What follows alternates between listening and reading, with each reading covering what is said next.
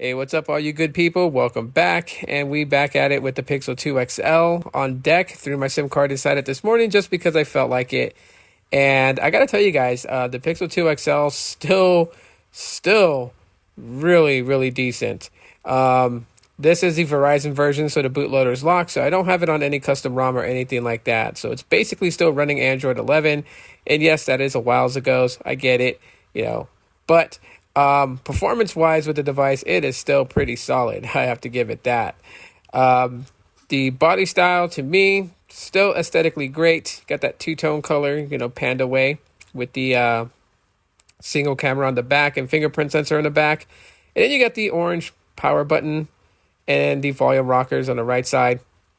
So, and a cool thing is like how thin it is. You see it's slightly curved display, pretty decent. You got front-firing speakers for media consumption. And then you get the Type-C port on the bottom itself right there.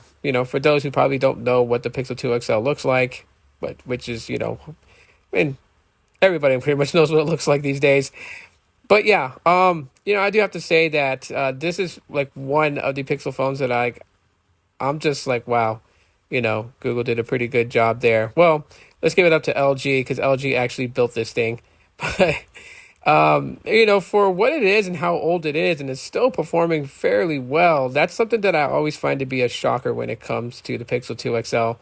As you think about it, there are devices that, once they are beyond 2 years old, their age really, really takes a toll on them as far as performance wise and, just how navigating the user interface and the fluidity will be greatly impacted on older devices beyond 2 years old. And the Pixel 2 XL is not in that category.